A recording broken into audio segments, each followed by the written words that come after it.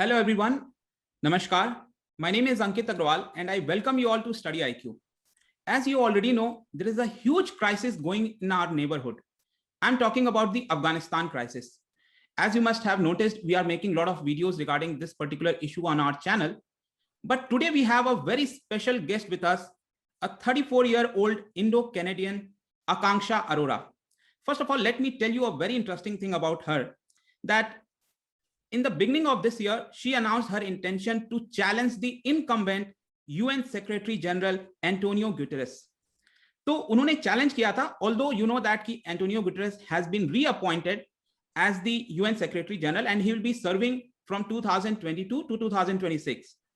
Let me give you some more brief introduction about Akanksha Arora. Basically, उनके जो grandparents थे, they came to India as a refugee in 1947 after the partition. From Pakistan, they came here. And later on in 1986, Akanksha Arora was born in the state of Haryana. And at the age of 6, she moved with her mother and in Saudi Arabia. Later on, from the age of 9 to 18, she was at boarding school in India. And at the age of 18, she was offered a scholarship from York University in Toronto, in Canada. After finishing her academics, later on in 2016, she moved to New York to start her work with United Nations. Yes, she started her work with United Nations in the year 2016. But within 2 years of her work, सिर्फ 2 साल के बाद ही अगर आप देखिए, she felt the organization, the United Nations, was failing the people it was created for. The purpose for which it was created, it was not fulfilling the United Nations. And that is why she decided there was no better way to make the change than to lead it. And that is why she challenged the incumbent United Nations Secretary General. And when I heard this news in the beginning of this year, I was really happy. मुझे बहुत खुशी हुई थी because मैं आपको बताता हूँ, United Nations के पूरे हिस्ट्री में 1945 से कोई भी वुमेन अभी तक सेक्रेटरी जनरल नहीं बनी है. यस, तो ये हमें सोचना चाहिए कि जब हम वुमेन एम्पावरमेंट और बाकी चीजों की बात करते हैं तो क्या हम अपने एक्शन में उस चीज को ला रहे हैं कि नहीं. तो ये बहुत बड़ी चीज है. Also let me also tell you about the priority list, the top priority list of global issues Akanksha Arora wants to tackle, which is basically the refugee crisis. And that is why right now the crisis which is happening in Afghanistan, and basically I call it as a humanitarian crisis. So that crisis we'll be talking about, and also overall picture of Afghanistan, what is going in Afghanistan. So first of all, thank you so much, ma'am, for coming to Study IQ. Namaskar. Thank you so much for having me. I'm so delighted to be here. Thank you, ma'am. So first of all, I would like to ask, I want to know some introduction about the Afghan crisis. Whatever is happening in Afghanistan right now, आप उसके बारे में क्या सोचते हैं? आपको क्या लगता है कि जिस तरह से चीजें टर्न आउट हुई हैं, वो किस तरह से आप उसको देखना चाहती हैं? अफगानिस्तान क्राइसिस समझाने के लिए आई थिंक हिस्ट्री में देखना पड़ेगा. पहले अंग्रेजों ने उन्हें कॉन्कर किया, उसके बाद सोवियत आए, उसके बाद तालिबान 1996 टू 2001, और उसके बाद 9/11 हुआ जब यूएस ने उन पे इवेड किया, और लास्ट 20 ईयर से यूएस ही उनको चला रहा है. तो अब जो क्राइसिस है अफगानिस्तान में, it is basically a combination of humanitarian crisis, political crisis, human rights crisis, and basically a failure of decision making by the US. Like you no, पहली बात तो 9/11 से शुरू करते हैं. जब 9/11 हुआ तो अमेरिका ने डिसाइड किया वो अफगानिस्तान को इन्वेड करेंगे, पर उन्होंने सिक्योरिटी काउंसिल से परमिशन नहीं लिया. तब भी सिक्योरिटी काउंसिल ने कहा था कि नहीं आप कर सकते, उन्होंने जाके तब भी कर दिया. तो it became a US war and not a UN war. उसके बाद फिर उन्होंने 20 साल में $2 ट्रिलियन डाले, और तब भी लोगों को independence I. Of course, like you no, you can argue क्या किया उन्होंने, अच्छा किया है, बुरा किया, but overall I think they did good. The problem started जब उन्होंने कहा कि वो withdraw करेंगे, and without planning, like you know, all of a sudden Biden withdraws troops कि उनके commanders को भी नहीं पता, like you know, they just get last minute notice withdraw करना है. और ऐसे में उनका सबसे बड़ा ally UK, like you know, Tony Blair ने भी कहा है कि like this was despicable जो उन्होंने किया है. So ये crisis जो अभी जिसकी हम बात कर रहे हैं वो शुरू होता है जब ये sudden withdrawal हुआ without planning. This is a failure of planning, implementation, execution, और मतलब judgment. 18 महीने पहले इन्हें पता था कि Taliban is starting to take over regions in Afghanistan. Of course not Kabul, but regions ले रहे थे. उन्हें पता था उनकी गवर्नमेंट में weakness है, उनकी गवर्नमेंट बटी हुई थी. Yet they didn't plan it, और अब उन्होंने like they evacuated all of a sudden, like they withdrew. अब यहाँ से हमारी कहानी शुरू होती है कि अब क्या क्राइसिस है। अब सबसे इमीडिएट क्राइसिस जिसकी न्यूज में बात हो रही है वो है इवैक्यूएशन / एयरलिफ्ट क्राइसिस, कि लोगों को निकालना है। और कौन से लोग? अफगानिस्तान में तो 38 मिलियन है, उसको राउंड ऑफ करके मैं 40 मिलियन बोलती हूँ। इतने लोग हैं तो किसको इवैक्यूएट कर रहे हैं? नॉन अफगानियों को। अमेरिकन की चिंता कर रहे हैं, फ्रेंच की चिंता कर रहे हैं, इंडियन की, सब अपना अपना देख रहे हैं। और वो जो एलाइज बोलते हैं, एलाइज मतलब जिन अफगानियों ने उनकी एम्बेसी में काम किया, so they are taking care of their nationals and allies. तो बाकी को क्या होगा? And I think this is where the sad story is कि यूएन खुद, इंटरनेशनल, यूएन में इंटरनेशनल और नेशनल स्टाफ होते हैं, तो इंटरनेशनल स्टाफ को तो यूएन निकाल चुका है, नेशनल को वहीं छोड़ चुका है, और उनके पास वो किसी की प्रायोरिटी नहीं है, कोई उनका नहीं हेल्प कर रहा। So I think that's the first crisis, evacuation. After that, there are other crises which we'll go in detail, of course. Pehla crisis hai, who is in charge? Is Taliban the government? Or is it the previous government, the vice president who's declared himself as the government? फिर एक crisis है human rights. Women के क्या rights होंगे इस नई government है? फिर एक crisis है humanitarian. अभी उनके पास electricity, water, shelter की चीजें नहीं है, safety नहीं है, कोई government नहीं है, कोई बैंक में पैसे नहीं है. So it's becoming a humanitarian crisis that people cannot survive. And that's also something we'll talk in detail. Ki iski kya solution? And I think I'll just sum up by saying there is a solution, and that is UN peacekeeping operation. Okay, ma'am, काफी अच्छे से आपने इसके बारे में बताया, Afghan crisis के बारे में. So my next question will be specifically about the America's role, because right now if you see, ज्यादातर criticism जो है इस समय अमेरिका के ऊपर हो रहा है, जिस तरह से उन्होंने विड्रॉ किया. डोनाल्ड ट्रंप ने एक प्रकार से 2020 में कुछ एग्रीमेंट किया था तालिबान के साथ, उसके बाद डोनाल्ड ट्रंप लगातार आप ब्लेम कर रहे हैं बाइडेन के ऊपर. तो ये एग्जैक्टली है क्या ये जो अमेरिका की डोमेस्टिक पॉलिटिक्स है उसकी वजह से ये कुछ हमें देखने को मिल रहा है? क्योंकि अमेरिका के अंदर काफी समय से बात चल रही थी कि they want to withdraw their troops from Afghanistan. तो क्या ये उसका नतीजा है? बेसिकली हम किस प्रकार से अमेरिका के रोल को इस समय देख सकते हैं? I would like to know about this particular thing. तो I'll start from the beginning. 18 महीने पहले ये बात शुरू हुई कि अमेरिका विड्रॉ करना चाहता है. तो अगर वो विड्रॉ करना चाहता है तो सारी रिस्पॉन्सिबिलिटी किसकी होगी? कंट्री की, गवर्नमेंट की होगी. पर वो जो इलेक्टेड गवर्नमेंट है, तालिबान उसको रिकॉग्नाइज नहीं करता. Then we needed a reconciliation between Taliban and the existing government. ऐसे में कतर ने बहुत इंपॉर्टेंट रोल प्ले किया है, और टर्की ने भी. इन्होंने कॉन्फ्रेंसेस किए हैं to try to bring the parties together, Taliban and the government. And एक अग्रीमेंट साइन हुआ था where Taliban will acknowledge this government and Taliban will be given a seat. तो inclusive government होने वाली थी, agree हुआ था. अब ऐसे में Taliban did not put up with its promises. Like, agreement signed हुई, but Taliban did not follow through any of the steps. कि अब तो US में तो that was under Trump. फिर जब बाइडन आए तो Biden should have read the intelligence, and लोग उन्हें कह रहे थे कि तालिबान नहीं फॉलो कर रहे हैं, I don't think we can withdraw. He still didn't respond to that intelligence. तो गलती किसकी है? गलती बाइडन की है या ट्रंप की है वो मुझे पता नहीं, पर अभी जिसने विड्रॉल का डिसीजन लिया वो गलत था. एंड दैट वाज कि आपने इंटेलिजेंस ग्राउंड पे ली नहीं, कि उनकी गवर्नमेंट नहीं सपोर्ट कर सकती. अब मैं आपको बताती हूँ एक बात. एक कंट्री की सिक्योरिटी मिलिट्री पे डिपेंड करती है, right? And military is air and space. सारी स्पेस कवरेज यूएस ने दी थी अफगानिस्तान को. अफगानिस्तान के खुद कोई पायलट्स नहीं है, अफगानिस्तान के पास कोई प्लेन्स वगैरह नहीं है, कोई ड्रोन्स नहीं है, वो सारा एयर कंट्रोल यूएस ने दिया था. So when US withdrew, all that also went away. And then on the ground उनकी मिलिट्री इतनी स्ट्रांग थी नहीं. Taliban is much more strong, we always knew that. So this whole decision of withdrawal wasn't analysed safety के perspective से और political perspective से कि तालिबान मानेगी कंबाइंड गवर्नमेंट करना. तो विड्रॉल का डिसीजन डेफिनेटली गलत था, विड्रॉल की प्लानिंग भी गलत थी. और अगर विड्रॉल करना था, आप खुद सोचो, आप कह रहे हो कि मैं अपने ट्रूप्स लेके जा रहा हूँ, बट आपको पता है कि दूसरी साइड के पास ट्रूप्स नहीं है और तालिबान ज्यादा स्ट्रांग है, तो तालिबान गन से ले लेगा कंट्रोल सारा अपने इक्विपमेंट से. तो ऐसे में पीस, यूएन को कहते हैं कि आप अपने सोल्जर्स लेके आओ. यूएन के पास भी तो 1.5 लाख, यूएन भी पीस कीपिंग मिशन इतने करते हैं, उसमें 1.5 लाख सोल्जर्स हैं हर जगह. भले ही कंट्री डोनेट करती है, तो एटलीस्ट वो तो होता, वैक्यूम तो कोई फिल करता. तो अब यूएस के जाने के बाद वो वैक्यूम तालिबान ने फिल कर दिया. एंड उनकी गवर्नमेंट फिर ड्रॉप हो गई, पर 2 दिन बाद उनके वाइस प्रेसिडेंट बोले he is the government. So I think US ने बहुत बड़ी गलती की है और इनकी अब domestically they're trying to spin it off.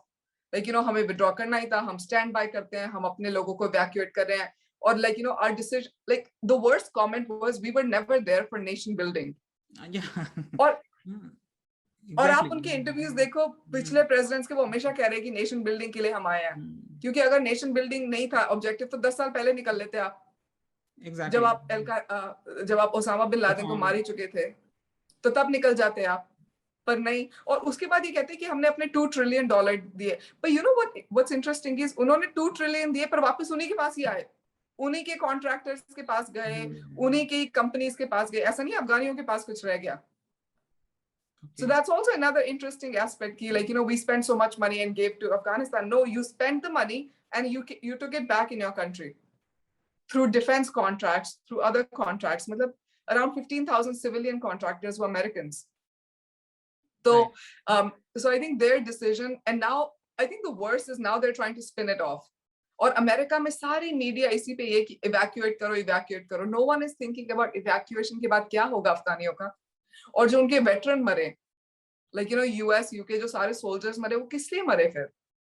So I think this is something that will haunt Biden's midterms election next year and the 2024 election of presidency again.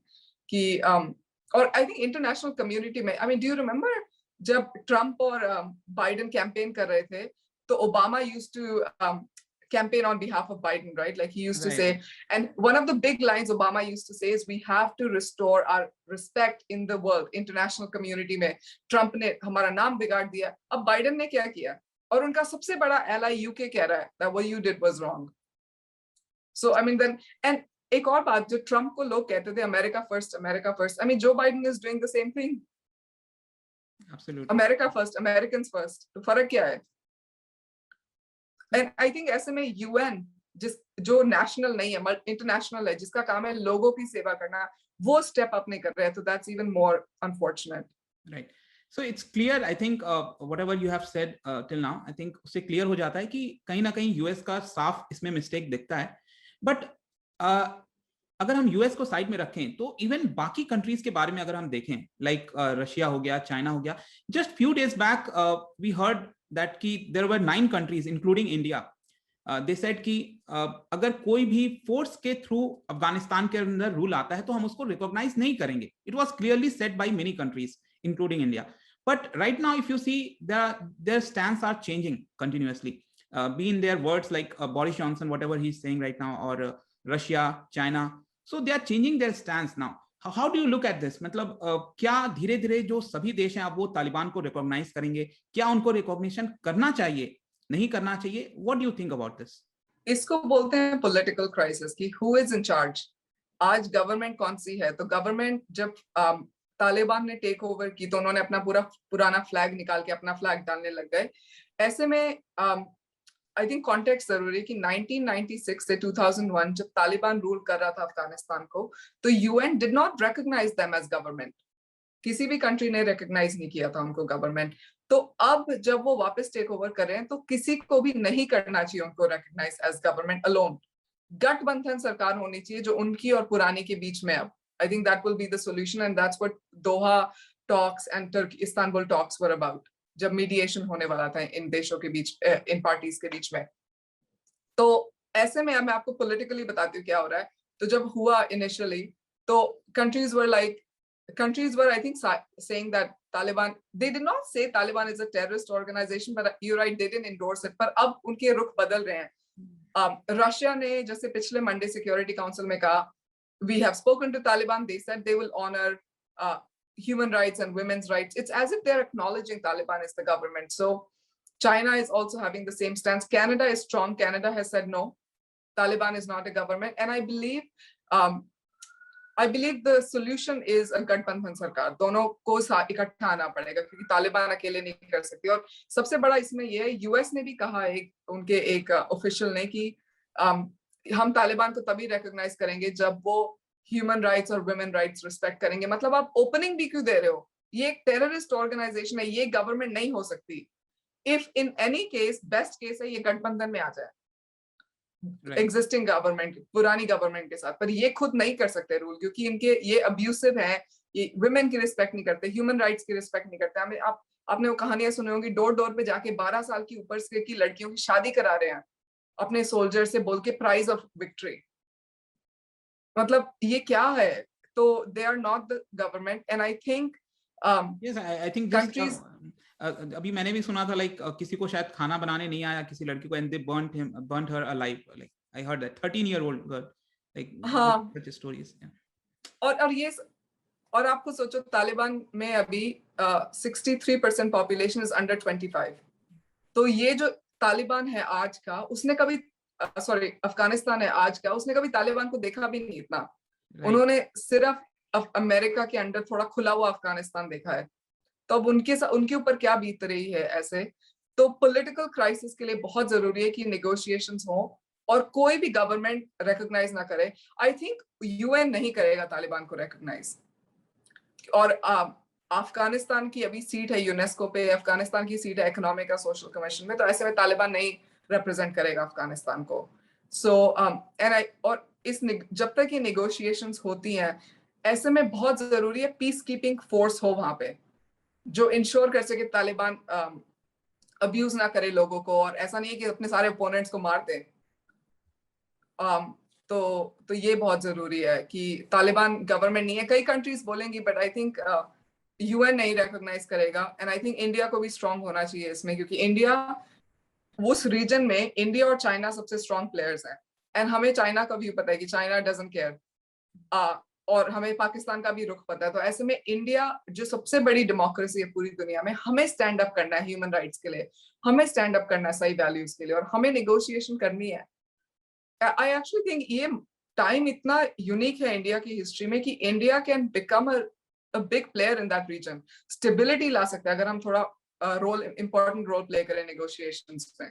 Okay, so ma'am, my next question would like to be on कि अब ये reality बन चुका है, भले ही हम इस चीज को माने ना माने, ऑलमोस्ट लाइक एक प्रोविंस है पंजशीर करके, अभी वहां पर रेसिस्टेंस देखने को मिल रहा है, बट इट्स अ रियलिटी कि तालिबान का पूरी तरह से कब्जा हो चुका है अफगानिस्तान के ऊपर। So what do you think next, like जो सिचुएशन 1996 से 2001 के बीच में था, लाइक जो एक टेरर हब बन गया था पूरे विश्व में, जहां पर भी टेररिज्म हो रहा है तो समवेयर उसका लिंक आपको अफगानिस्तान में देखने को मिलता था, ट्रेनिंग मिलती थी। आई एम श्योर आपको याद होगा जो हमारा फ्लाइट था उसको हाईजैक किया गया था, that also went to Kabul. तो ये सारी चीजें क्या आपको लगती हैं कि वापस से शुरुआत है इसकी, क्या ये वापस से टेरर हब बनेगा? What do you think about this? अगर चीजें छोड़ दी जाएं, लाइक कंट्रीज रिकॉग्नाइज कर लें तालिबान को, कोई पीस कीपिंग मिशन ना हो, तो होगा, जरूर होगा। और फिर अमेरिका 10 साल बाद वापस आएगा, जब ये टेररिस्ट हब कोई और इवेंट करेगा बड़ा। आई थिंक तालिबान अगर ये अश्योरेंसेस भी दे रहा है कि वो टेररिस्ट ऑर्गेनाइजेशन नहीं है, वो टेररिज्म को नहीं सपोर्ट करेगा, दैट इज रिडिकुलस। मतलब वो उनकी हिस्ट्री यही है, और अभी उनका बिहेवियर भी यही है। अभी आप जो उनकी न्यूज देख रहे हो, 13 साल की लड़की को जलाना, लोग मतलब लाइक गन्स लेके पूरे मोहल्ले में जाना, डोर टू डोर नॉक करना, लोगों को मारना, व्हाट इज दिस? सो ये रियलिटी बन चुका है। इट्स अ डिसऑर्गेनाइज्ड मतलब की काइंड ऑफ थिंग, मतलब उनका लीडरशिप भले ही अगर बोले कि हम ऐसा नहीं होने देंगे, बट ग्राउंड लेवल पर उनका शायद कंट्रोल नहीं है। आई थिंक कि एक एक पर्सन के ऊपर जैसे एक नॉर्मल गवर्नमेंट में होना चाहिए, ये एक बहुत बड़ी समस्या है। आई थिंक सबसे बड़ा इशू ये भी, आपने उनकी तस्वीरें देखी होंगी of like negotiating all these, like press conference दे रहे हैं, उसमें एक भी महिला है? एक भी महिला आपको कहीं पे भी दिख रही है? तो ये वही तालिबान है 1996 वाला, इसमें कुछ बदला नहीं है। इनके हिसाब से वुमेन एग्जिस्ट ही नहीं करती, उनका काम बस घर संभालना है और इनकी सेवा करना है, कोई एजुकेशन नहीं, कोई राइट्स नहीं। तो ऐसे में वर्ल्ड कम्युनिटी को तालिबान पे विश्वास करना, तालिबान के ऊपर छोड़ देना अफगानियों की responsibility will be a crime, it's a genocide then. मतलब आप मार रहे हो लोगों को फिर, अगर आप उनके हिसाब से छोड़ के जा रहे हो। तो ऐसे में इतना जरूरी है पीस कीपिंग मिशन होना यूएन का। यूएन मतलब हमेशा हाथ पे हाथ धरे बैठा रहता है। आजकल वो मीम नहीं जा रहा कि what you need the most you don't find it. जब आपको चाबी चाहिए, सेलफोन चाहिए, मिलता नहीं है, और जब यूएन चाहिए तो भी नहीं मिलता। कहाँ है यूएन? ऐसे में कहाँ है उनकी लीडरशिप? कुछ तो कोई एक ऑर्गेनाइजेशन तो होनी चाहिए जो लोगों का हमेशा भला सोचे, ना कि अपने खुद कंट्रीज का और अपने खुद का पॉलिटिक्स का। तो तालिबान टेररिस्ट ऑर्गेनाइजेशन भी हब करेगा और उनके जो लीडर्स है वो टेररिस्ट ही हैं। आप पता नहीं आप ऐसा क्यों सोच रहे हो कि just because they do press conference they are not terrorist. Osama bin Laden बहुत अच्छी प्रेस कॉन्फ्रेंसेस करते थे, वो तो मीडिया को भी बुलाते थे जब करते थे। तो I think that's almost wishful thinking. And what's important is women और गर्ल्स के राइट्स की कोई बात नहीं कर रहा है इतनी जितनी करनी चाहिए कि उनका क्या होगा। और आप खुद सोचो, मतलब आप एक बार अपनी आंख बंद करके खुद अपने आप को उस पोजीशन में डालो कि आप अब तालिबान के अंडर हो और वो जो प्लेन वाला इंसिडेंस हुआ, लाइक यू नो लोग प्लेन पे चढ़ गए फिर गिरे, मतलब यू प्रेफर डेथ, लोग you prefer to die, to take such a risk than to live in Afghanistan under Taliban. इतनी बुरी हाल है लोगों की, और ऐसे में it's just really unfortunate. I think शायद मैंने अभी न्यूज़ पढ़ा ही था कि एक पर्सन उसमें से जो फॉल हुआ था फ्लाइट से, एक उसमें आई थिंक शायद फुटबॉल प्लेयर था अफगानिस्तान का, 17 साल का। हाँ 17 साल का, right. You can just imagine कि हाँ, अभी जस्ट अफगानिस्तान बढ़ ही रहा था, वहां पर जो लोगों की आकांक्षाएं हैं धीरे धीरे पूरी हो रही थी, and suddenly we see this particular crisis. I agree, मतलब परफेक्ट नहीं थी कंट्री, बट धीरे धीरे आ रही थी। उनकी फुटबॉल टीम थी, उनकी क्रिकेट टीम थी, वुमेन की भी टीम थी, उनके वुमेन के आईटी के बूट कैंप्स होते थे, लेकिन वो लोग बहुत अच्छे लेखक और पोइट्स भी निकल रहे थे वहां से। उनकी हिस्ट्री आपको पता है बहुत ही अच्छी थी। और मतलब country was in the right direction. अब वो पूरा बैकवर्ड जा रही है, और ऐसे में यूएस तो अपने हाथ धो रहा है, हमें कोई लेना देना नहीं है।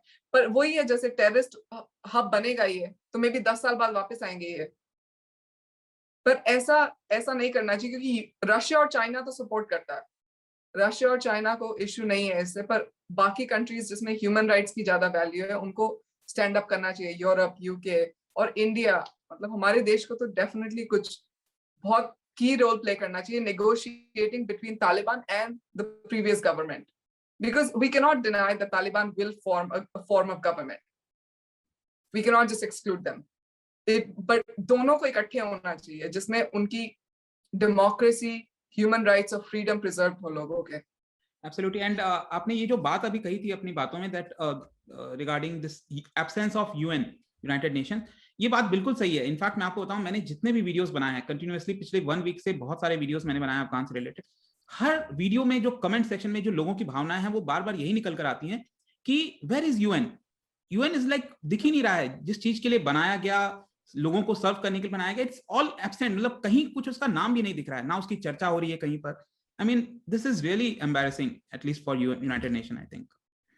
Absolutely. और मतलब आप खुद सोचो, अगर इतनी बड़ी ऑर्गेनाइजेशन का कोई like you know it's just a paper organisation, जब भी कोविड के टाइम भी वो कहीं पे नहीं थे, और अब भी यहाँ पे भी कहीं पे भी नहीं है। मतलब वो लोगों के लिए बने ही नहीं है, सिर्फ पॉलिटिशियंस के लिए बने। एक कॉन्फ्रेंस रूम, और लोग वहां पे इतनी सैलरी लेते हैं, मतलब लाइक यू नो हमारी लीडरशिप इतनी कंफर्ट में रहती है, अपना इतना भाषण वगैरह देती है, पर करने के लिए कहाँ है वो लोग।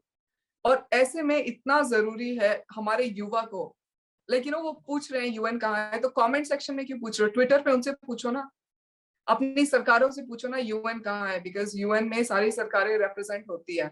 एंड आई थिंक यही मेरी कैंडिडेसी के बारे में था कि हमारी जनरेशन 50% वर्ल्ड पॉपुलेशन अंडर 30 है आज, तो हमारी जनरेशन केयरिंग ज्यादा है, हमारी जनरेशन हर एक को इक्वल मानती है, हम नेशनलिस्ट इतने नहीं है, और हमें अपॉर्चुनिटी नहीं मिलती इंटरनेशनल ऑर्गेनाइजेशन में पार्ट लेने की। जैसे यूएन कुछ नहीं कर रहा, पर हमें मौका दो तो हम करेंगे। और ऐसे में यूएन को करना क्या चाहिए, वो है एक peace keeping mission. Piece keeping mission बहुत तरीके का होता है, या तो एक ऑब्जर्व एंड रिपोर्ट होता है कि लाइक यू नो आप ऑब्जर्व कर रहे हो, एक होता है रिस्पॉन्सिबिलिटी टू प्रोटेक्ट, कि आपका मैंडेट है लोगों को प्रोटेक्ट करना, अगर लाइक यू नो दूसरी साइड गन फायरिंग करती है तो आपको भी अलाउड है। एक होता है स्टेबलाइजेशन कंट्री का।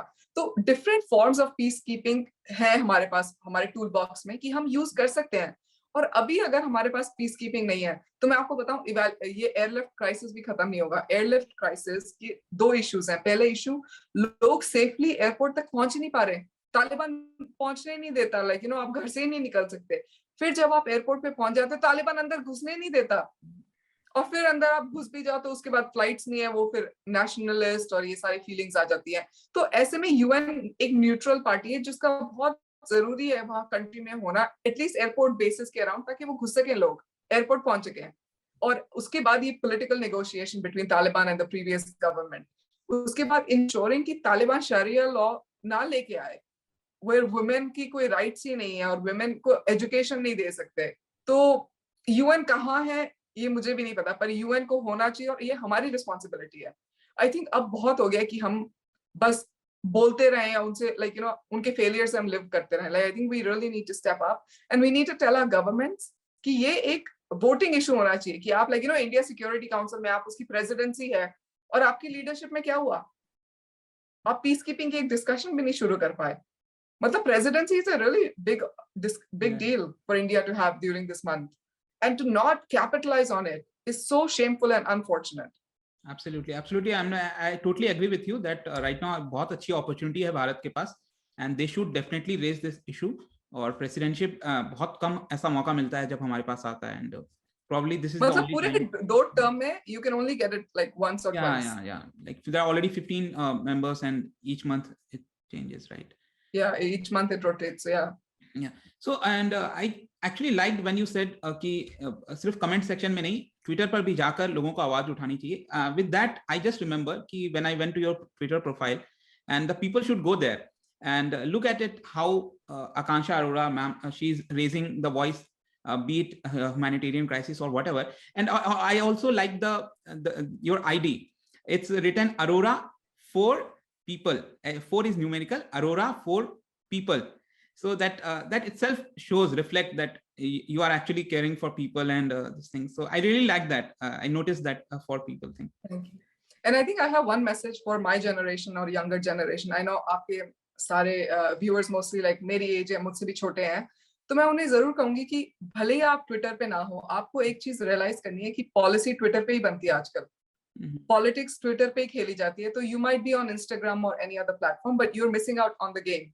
It's about perception more right now, I think. हाँ जी, बिल्कुल. And I think like it's very important कि हमारी generation आए ट्विटर पे और अपना हम voice raise करें and actually tag these people और question पूछें उनसे. They are embarrassed, I can tell you, because मैं यहाँ पे हूँ न्यूयॉर्क में and I speak to all the staff जो उनके ट्विटर accounts देखते हैं. It does make a difference. आप उनको directly tweet करें और बोले क्या कर रहे हो आप. I don't think they ignore. And और like you know हमारी generation में आप किसी से पूछो सबसे बड़ा मुद्दा क्या है, job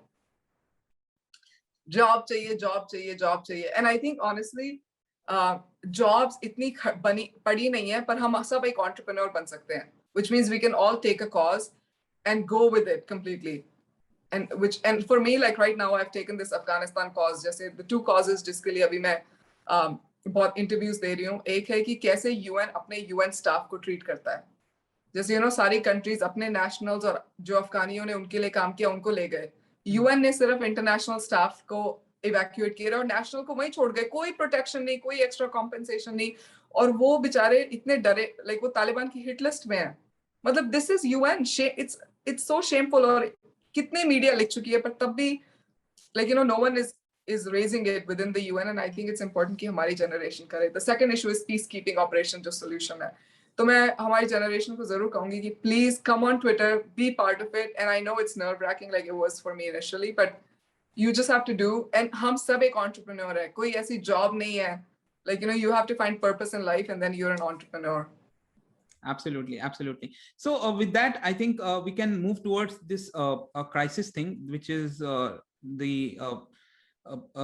humanitarian crisis or refugee crisis. So my first question regarding this will be कि जब भी किसी देश में कोई प्रॉब्लम आता है, इस तरह की सिविल वॉर का सिचुएशन हो या फिर जो भी है जो हम देख रहे हैं अफगानिस्तान के अंदर, लाइक इफ यू रिमेंबर जो आईसिस का पूरा प्रॉब्लम हुआ था 2015, एंड आई स्टिल रिमेंबर कि सीरिया के जस्ट नदर्न साइड में टर्की था, एंड सबसे बड़ा रेफ्यूजी जो फ्लक्स है वो टर्की के अंदर गया था. And that time I even remember that एक पिक्चर था जो कि सबके दिमाग में बैठ गया था. 3 साल का बच्चा, he was lying like on the seashore of Turkey.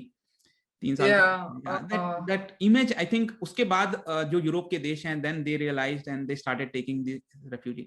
So अभी के लिए जो अफगानिस्तान के अंदर हो रहा है, whatever thing is happening, how it is going to impact the immediate neighbor. And when I'm saying immediate neighbor, like Pakistan, so can you just throw some light on regarding this refugee crisis? Like it's not just about right now, and if you see Afghanistan refugee crisis, it's going on from quite a long period of time.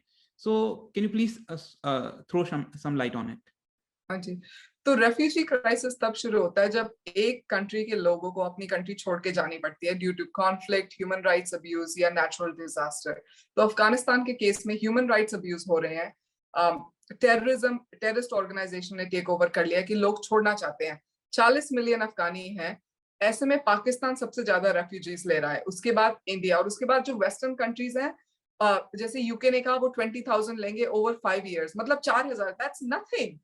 Uganda कह रहा है 2,000, America कह रहा है 10,000 और सब, या मतलब ये सारे छोटे छोटे ले रहे हैं। सबसे बड़ा पाकिस्तान लेगा और फिर इंडिया लेगा, I think just by default geography में। ऐसे में हमें समझना है कि जितना जो कंट्री ले सकती है उन्हें लेना चाहिए, एब्सोल्युटली लेना चाहिए। पर एक बात हमें नहीं भूलनी चाहिए कि उस कंट्री में 40 मिलियन लोग हैं, आप सबको नहीं ले सकते।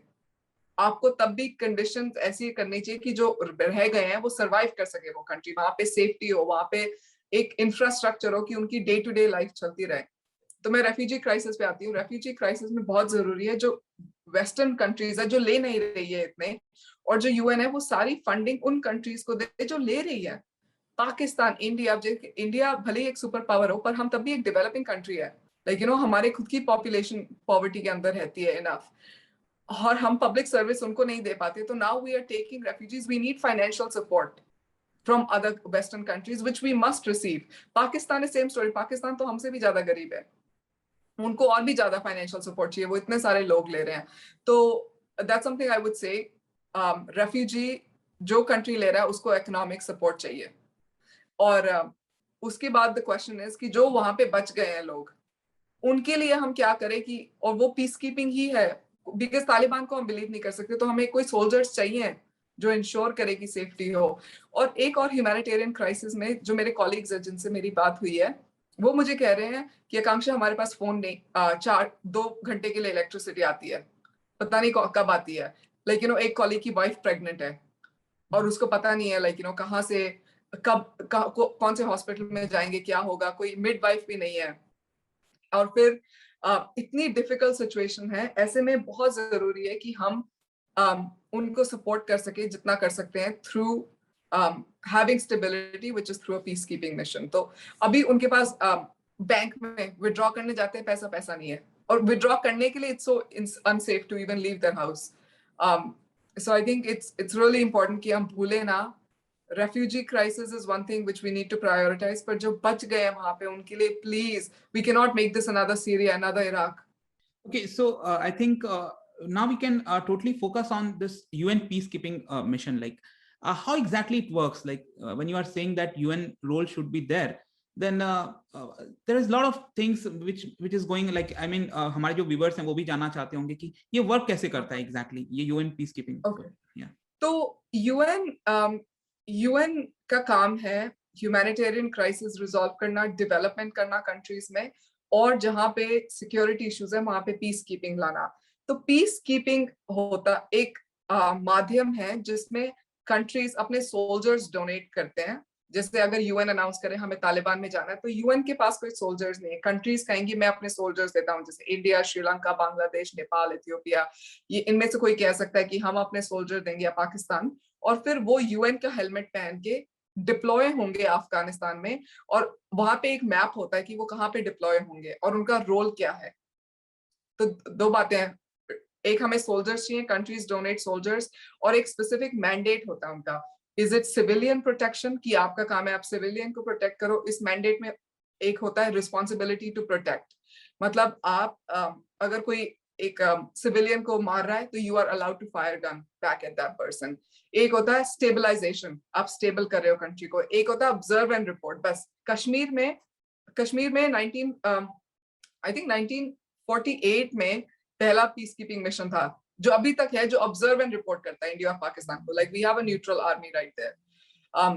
तो पीस कीपिंग इसको कहते हैं। अभी I think 15 peace keeping mission हैं पूरे यूएन में, ज्यादातर अफ्रीका में है, और ये सारे सोल्जर्स इंडिया से बहुत आते हैं। इंडियन सोल्जर्स हैं, नेक्स्ट है बांग्लादेश, नेक्स्ट है इथियोपिया, फिर है नेपाल। और यूएन क्या करता है, यूएन हर कंट्री को कॉम्पनसेट करते हैं, ये फ्री नहीं है अंकित। Like, you know, if India gives a soldier, for every soldier, they get $1,452 a month. Okay. US dollar. So the country is equally compensated. Like, it actually is beneficial. Like if you think about it, Indian soldiers don't get 1452 a month, right? Dollars. But उनकी I salary think just मैंने कुछ समय पहले शायद एक news भी सुना था कि the UN itself is facing this financial crunch. They were not able to like pay whatever the amount for UN peacekeeping force.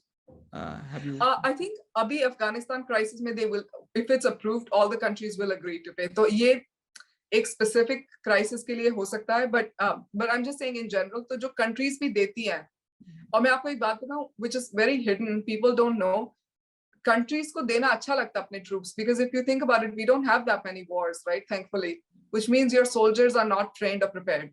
The only way to get almost like practice is through a peacekeeping mission. So India, Nepal, Bangladesh, Ethiopia के highest soldiers हैं पूरे UN peacekeeping forces में. So that is what peacekeeping is. Peacekeeping में आप soldiers deploy कर रहे हो. और रवांडा क्राइसिस 1994 का अगर आपको याद हो, हुट्टूस और टुत्सी के बीच में जो लड़ाई हो रही थी, तो यूएन ने एक पीस कीपिंग ऑपरेशन डिप्लॉय किया, बट दे बैकट्रैक्ड, और ऐसे में 1 मिलियन लोग मर गए in 3 months. That was a genocide on UN shoulder. तो अब अफगानिस्तान में, to avoid that, we need a peace keeping mission. और अभी जो अफगानिस्तान में है वो है यूएन की थोड़ी एजेंसीज डेवलपमेंट वर्क कर रही है. Like, they're doing some work, but कोई peacekeeping नहीं कर रहा है. So I think that's what we need to expand the existing mission UNAMA. और UNAMA को expand करके हमें उसमें responsibility of protection लाना और humanitarian corridors create करना है कि सारी चीजें पहुंच पाए. Like आपको सोचो, food नहीं है लोगों के पास, grocery stores नहीं है, कहाँ से आएगा? Like Afghanistan did not produce everything, they imported it. Now that there's no government, there's no import. और उसके ऊपर countries अब sanctions impose कर रही हैं. Like, countries are saying because Taliban can be a terrorist organization, we want to impose sanctions. That is ridiculous, because sanctions में Taliban तब भी खाएंगे, गरीब भी मरेगा.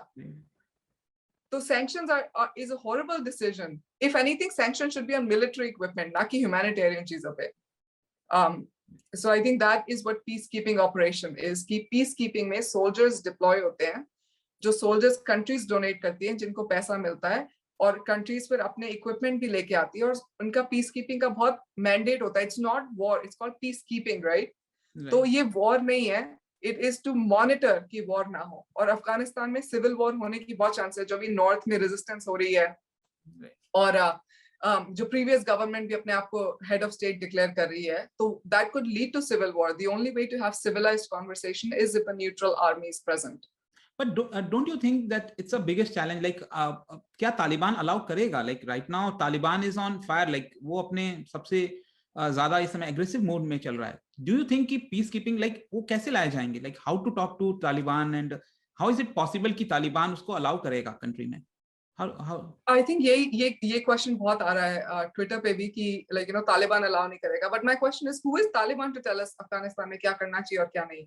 When did Taliban become the supreme authority to decide what should or should not happen in Afghanistan? And I think this is where UN Security Council under Chapter 7 needs to make that decision. Chapter 7 का मतलब होता है you are going against the so-called government of that country, पर वहाँ पे अभी कोई government ही नहीं है. So I think UN will have to take the lead. And I think it goes back to the same thing, right? जो आप कह रहे थे कि countries की रुख बदल रहे हैं तालिबान की तरफ, वो थोड़ा accepting हो रहे हैं. And that is sending a wrong message, which means you're recognizing them almost as a legitimate government, which is not true. They are a terrorist organization. They don't respect human rights. They specifically don't respect women's rights. They cannot be the only government. If at all, they can be a Gathbandhan government with the previous one. और ऐसे में peacekeeping जरूरी है. पर and Taliban क्या चाहता है should not be a criteria. लोग क्या चाहते हैं? लोग मर रहे हैं. मतलब हमने वो प्लेन से इमेज देखी है, लोग मतलब प्लेन पे चढ़ गए हैं, वो मरने को तैयार है, but don't want to live under Taliban.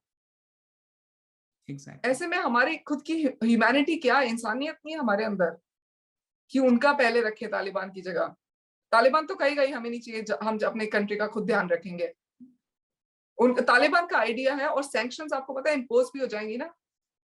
सबसे बड़ा आपको क्या लगता है अफगानिस्तान में क्या है? Opioid drugs. It's in Afghanistan. वो सबसे बड़ा वही ग्रो होता है. That they can sell to Russia and China. Sanctions कुछ भी आप इंपोज कर लो, ट्रेड तो वो करेंगे उन दोनों कंट्रीज के साथ. उनको तो पैसा मिलेगा, उनके लोगों को मिलेगा. lot of minerals are also there, वो minerals को exploit कर रहे हैं. Exactly. Oh, हाँ. So no, they are not the government. They should not be the deciding factor. If anything, Chapter 7 के अंदर होना चाहिए एक peacekeeping mission. Okay, ma'am. So my next question, let's move towards the solution part. Like जो problem हम देख रहे हैं, तो अभी immediate basis पर क्या होना चाहिए? Like जो भी कुछ इस समय हो रहा है, जो भी like we see at the airport, Kabul airport पे मतलब लोगों को मारा जा रहा है, हर दिन कुछ ना कुछ घटना देखने को मिलती है. So what should be the immediate solution? Countries को, UN को immediately क्या करना चाहिए ताकि लोगों की जानें बच सकें? What's your thought on this? I think the first solution is to ensure Taliban allows people to leave, which means allows non-nationals, non-Afghanis जिनको evacuate करना है, जो अफगानी evacuate करना चाहते हैं उन सबको allow करना चाहिए. That is the first thing. Is Taliban doing it? No, of course not. We know Taliban is not letting people. Taliban is like capturing their passport, like, you know, threatening them on their way. In that case, UN has to deploy a peacekeeping mission to allow safe passage out of the country. This should be the immediate solution, at least with a short mandate. Uske baad longer mandate should be political reconciliation, humanitarian access. Uske baad women rights and human rights abuse na ho wahan pe. So the solutions all point to having a peacekeeping mission. The urgency is time. Time बहुत जरूरी है. Biden ने कहा कि 31st अगस्त तक वो सारा निकालना चाहते हैं. And Taliban is saying, yes, we don't want you to stay beyond 31st August, but that's unrealistic. अगले एक हफ्ते में कुछ भी नहीं होने वाला. There is no way we will evacuate all non-nationals out of that country. So that is the solution. और जो refugees आ रहे हैं, I think बहुत जरूरी है countries, जिस country में वो आ रहे हैं, please countries उनको welcome करें, countries उनको help करें, because मेरी खुद की family जब आई थी खाली हाथ आई थी. आप खुद सोचो, एक बार वॉर होता है, you just have to leave your country, जान बचा के आते हो आप लोग. और जब हमारी दादी कहती है कि उनके लाइक यू नो उनके एक भाई पे गन शॉट रख के उनका एक कड़ा निकाला था कि लाइक यू नो कड़ा तुमने पहना हुआ है, दे हमें कड़ा. और like you no it was just so sad कि उसके बाद लाइक आई थिंक बहुत जरूरी है कि इंडिया में या जहाँ पे भी वो लोग आ रहे हैं हम उनको वेलकम करें, जितना हेल्प कर सकते हैं करें. वो बेचारे अपना देश छोड़ के आ रहे हैं, तो अब हमारे देश को अपना देश बना रहे हैं. So I think it's really important we support them. Western countries उनको कैश दें, मतलब इंडिया को सपोर्ट चाहिए cash, and I think we should ask for that from the world. Yes, and I think हमारे पब्लिक में भी थोड़ा सा इस परसेप्शन को लेकर एक्सेप्टेंस होना चाहिए कि when we talk about कि the whole world is one piece, तो यहाँ पर जो भी अफगान से लोग आ रहे हैं they should be accepted, like India को एक्सेप्ट करना चाहिए. and definitely जैसा आपने बताया कि India must get help from Western countries because जो भी कुछ है आज उन्हीं की वजह से हम देख पा रहे हैं. So finally एक और मेरे मन में क्वेश्चन था, because if you see जो PR एक्सरसाइज किया जा रहा है तालिबान के द्वारा वुमेन को लेकर, जो भी कुछ हो रहा है, तो उनके स्टेटमेंट में क्या आया था, जो महिलाएं हैं, वुमेन हैं, उनको लेकर उन्होंने एक बात कही थी कि we are not the same Taliban. They are saying this कि we are not the same Taliban, we will allow all the rights to women, but वो शब्द लगा रहे हैं, but within the Sharia law. So what do you think about the women's situation in Afghanistan? क्या होना चाहिए, मतलब ये बहुत बड़ा चिंता का विषय है, I think women को लेकर especially. So what do you think about it? I think it's so true कि ये तालिबान कुछ भी कह ले, कोई भी PR एक्सरसाइज कर ले, ये अंदर से वही है. मतलब the fact that they're saying they want women to live under the Sharia law means you cannot leave without a man, which means I always need someone with me, which means my jobs is limited to only teaching and healthcare. I cannot go into politics. Office में मैं कभी run नहीं कर सकती. So this is what is called human rights abuse. This is clearly human rights abuse, and that needs to be prevented. और एक महिला होके मुझे खुद लगता है, like you know, मैं पूरी जिंदगी अगर suppose अफगानी हूँ, पूरी जिंदगी I've lived like freely, I've been allowed to wear whatever I want. अब suddenly मुझे कोई ऐसा कहता है, मतलब ये तो मरने जैसा हो गया. Like you know, आपका कोई अंदर से आपकी soul खत्म कर रहा है. Like you know, your अस्तित्व is being taken from you. So it's very important कि हम ये ऐसा होने ना दे. और ऐसे में मुझे बिल्कुल समझ में नहीं आ रहा है कि कंट्रीज कैसे एक्सेप्ट कर सकती है तालिबान को गवर्नमेंट, और यूएन कैसे हाथ पे हाथ धरे बैठा है, और कैसे हमारी जनरेशन कुछ कर नहीं रही है. Like you know, we have to do something. We have to bring ourselves out there to say, आपसे मैनेज नहीं होता तो हमें करने दो. Like we can at least ensure women's rights are protected. आपने वो वीडियो देखी होगी, एक लेडी काम पे गई ऑफिस में and she was sent back. नहीं, आप नहीं कर सकते. लाइक यू नो हर एक को अबाया पहनना, रिपोर्टर्स आपने देखी होगी उनकी इंटरव्यू वीडियोस, अब वो करने लग गए हैं, मतलब सर ढको अबाया पहनो. So this is just going to like, एक तो तालिबान क्या कह रहा है, हम वो तालिबान नहीं है, वो सारी तो वही हरकतें कर रहे हैं. Right right, absolutely. एंड इससे मुझे एक और बात याद आ गया, लाइक अभी तो तालिबान के आने से काफी कुछ बदलने वाला है, बट व्हेन तालिबान का इन्फ्लुएंस बहुत ज्यादा नहीं था, इनफैक्ट जब यूएस का भी रोल था, स्टिल तालिबान का कुछ कुछ एरियाज में हमें रोल देखने को मिलता था उस समय. I think some 5 to 6 years back I worked with lot of NGOs in Delhi. So that time I got the opportunity to meet lot of Afghan women who came to India as a refugee, and even during those time also जब मैंने उनसे बात किया तभी यही समझ में आ रहा था कि सिचुएशन बहुत खराब है वहां पर, and they actually want to leave that country. So इससे साफ जाहिर होता है कि अगर उस समय ये सिचुएशन था तो तालिबान के अंडर में तो आई डोंट नो लाइक क्या होगा उनके साथ. It's very like horrible situation again. मतलब आप वो एयरपोर्ट वाला इंसिडेंट ही देख लो ना, राइट, लोग प्लेन के नीचे या प्लेन के ऊपर, पर तालिबान के अंडर नहीं रहना चाहते. Absolutely. Like you no that's how bad Taliban is. और क्योंकि हम लोगों पे बीत नहीं रही है ना, वो समझ नहीं रहे उनका दुख. पर हमें रियली समझना चाहिए कि उनको जरूरत है हमारी, और पीस कीपिंग ही एक सोल्यूशन है. और कंट्रीज तो पॉलिटिक्स और गेम्स खेलती रहेंगी, हमारे ऊपर आम जनता के ऊपर डिपेंड करता है to make our politicians do the right thing. और आई थिंक यही मैंने नोटिस किया अपने कैंपेन के भी दौरान कि यूएन कभी भी पॉलिटिकल इशू नहीं बनता किसी भी कैंडिडेट के लिए, मोदी जी के लिए या किसी के लिए भी ना. तो वो लोग मतलब अपना बिहेवियर यूएन में अच्छा नहीं रखते हैं, because they know it won't effect the domestic elections. But that, और हमारी जनरेशन है जो हर एक को इंसान की तरफ देखते हैं. We don't see each other as Indian, American, Canadian, Bangladeshi. Like हम देखते हैं एक दूसरे को इंसान की तरफ. लाइक यू नो तुम्हारी भी सेम एम्बिशंस है मेरी तरह, तुम्हारे भी सेम डिजायर्स है मेरी तरह. And I think it's really important कि मतलब मुझे सोच के इतना दुख होता है कि तालिबान के अंडर क्या होगा. मतलब ये एक नेक्स्ट सीरिया से भी भद्दा सिचुएशन बनेगी. मतलब असाद से भी 1000 times वर्स है तालिबान. राइट, आई थिंक हमने बहुत बहुत सारे मुद्दों पर चर्चा किया, एंड आई डू थिंक कि हमारे जो व्यूअर्स हैं they must have got benefited with your views. Every चीज, मतलब जिस भी चीजों पर आपने डिस्कस किया, वुमेन से लेकर रेफ्यूजी से लेकर यूएन पीस कीपिंग मिशन हो गया. सो आई थिंक कि काफी रिच कंटेंट हमारे व्यूअर्स को मिला है, and they will be benefited with this. Along with this I also wanted to repeat this thing कि हमारे जो व्यूअर्स हैं वो अगेन जाएं और यूएन को लिखें इसके बारे में, उसके साथ बातचीत करें, बोलें, रिक्वेस्ट करें एटलीस्ट कि जो भी कुछ हो रहा है उसको प्लीज देखा जाए, और यूएन के जो रोल हैं वो आना चाहिए. तो ये जो वॉइस है इसको रेस करना पड़ेगा, एंड आई थिंक कि इसको हमारे व्यूअर्स समझेंगे. So with this I think ma'am बहुत ही अच्छा लगा, like you came to Study IQ and on this platform, and we expect कि बहुत ही जल्द हम आपसे दोबारा मुलाकात करेंगे regarding this UN issue. And इसके साथ साथ मैं ये भी एक्सपेक्ट करूंगा कि आगे चलकर कभी तो वो मौका आएगा जब यूएन के अंदर भी जो सेक्रेटरी जनरल हैं वो हमारी वुमेन हेड करेंगे, एंड आई होप कि शायद आप ही हो वो 2026 के बाद. So thank you so much ma'am for coming to Study IQ.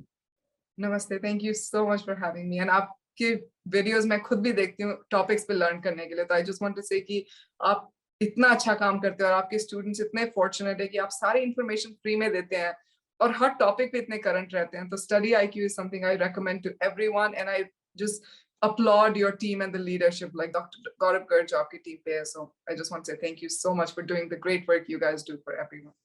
Thank you. Thank you so much ma'am, and namaskar. Thank you.